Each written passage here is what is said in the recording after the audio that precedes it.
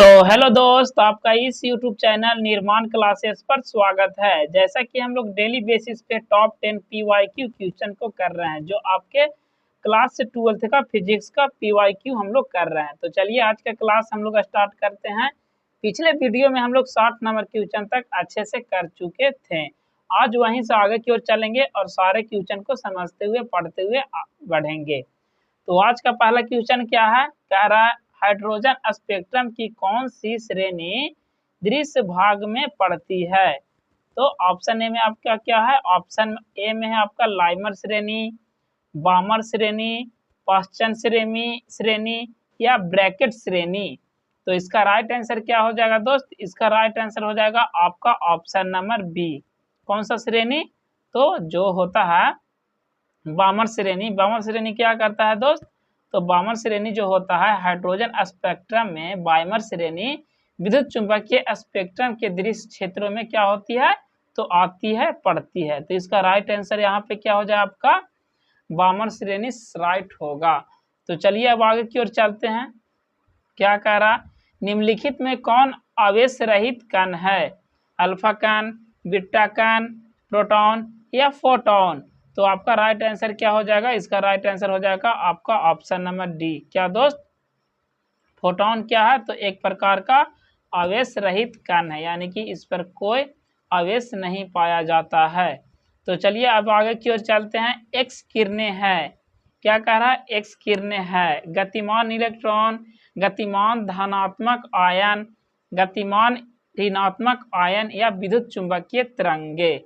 D में है आपका विद्युत चुंबकीय तरंगे। तो इसका राइट आंसर क्या है, एक्स किरणें क्या है, एक प्रकार का विद्युत चुंबकीय तरंग है। क्या है दोस्त, एक प्रकार का विद्युत चुंबकीय तरंग है। एक AMU की तुल्य ऊर्जा कितनी होती है, यानी कि एक AMU बराबर उसका ऊर्जा कितना होता है। तो इसका राइट आंसर क्या हो जाएगा आपका ऑप्शन नंबर डी, इसका राइट आंसर होगा कितना, 931 MeV। यानी चलिए अब नेक्स्ट की ओर चलते हैं, आगे की ओर बढ़ते हैं। जब सिलिकॉन में बोरॉन को अशुद्धि के रूप में मिलाया जाता है, किसको दोस्त, बोरॉन को, किसमें, तो सिलिकॉन में अशुद्धि के रूप में, तो परिणामी पदार्थ होता है N प्रकार का अर्धचालक, P प्रकार का अर्धचालक, N प्रकार का चालक या P प्रकार का चालक। तो इसका राइट आंसर क्या है, इसका राइट आंसर हो जाएगा आपका ऑप्शन नंबर बी, P प्रकार का अर्धचालक क्या होता है, तो परिणामी पदार्थ होता है। तो आपका इसमें क्या होगा, बी आपका राइट आंसर होगा।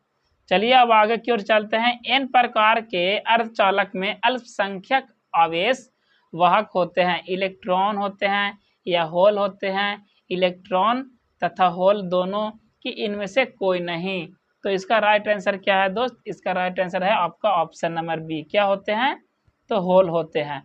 अल्पसंख्यक यानी कि कम संख्या में क्या होते हैं, तो होल होते हैं। इसको कम को क्या कहते हैं, अल्पसंख्यक को माइनॉरिटी क्या बोलते हैं, माइनॉरिटी।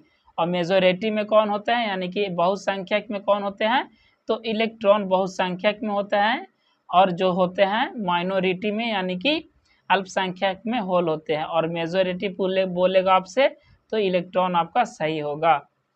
चलिए आगे की ओर चलते हैं। कौन सा लॉजिक गेट तभी ही सही निर्गम देता है जब निवेश भिन्न हो, or gate, and gate, not gate या एक्स और गेट।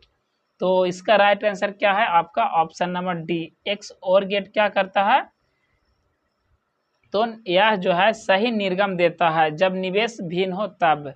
तो इसका राइट आंसर डी लगाइएगा। बस अभिन्नत डायोड होता है, zener diode, LED, photo diode या ए और सी दोनों।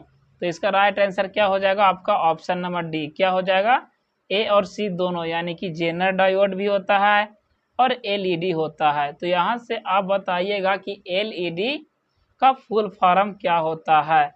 इसका फुल फॉर्म क्या होता है दोस्त, लाइट इमिटिंग डायोड। क्या होता है LED का full form, light emitting diode. तो इसको भी आप ध्यान में रखिएगा, यह भी आपसे पूछा जाता है।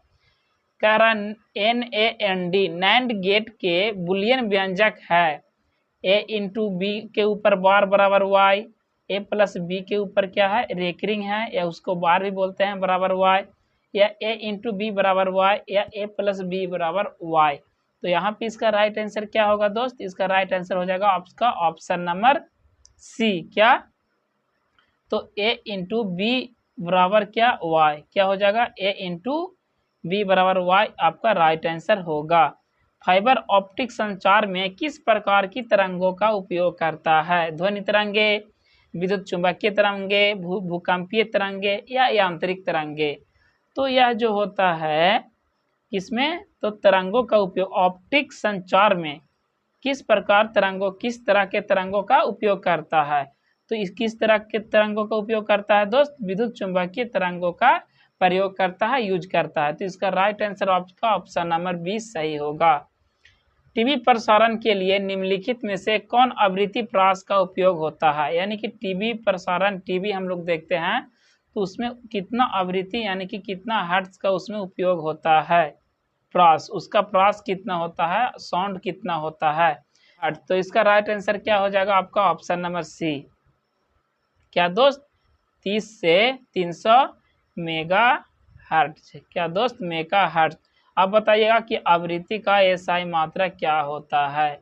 आवृत्ति का एसआई मात्रा क्या होता है? तो इसका आप आंसर कहाँ दीजिएगा? कमेंट बॉक्स में दीजिएगा। इसका सॉल्यूशन नेक्स्ट वीडियो में हम लोग देखेंगे। तो इस वीडियो में बस इतना ही दोस्त। अगर आपको लगता है कि यह वीडियो आपके लिए इन्फॉर्मेटिव हुआ हो तो वीडियो को लाइक करें एंड चैनल को भी सब्सक्राइब करें।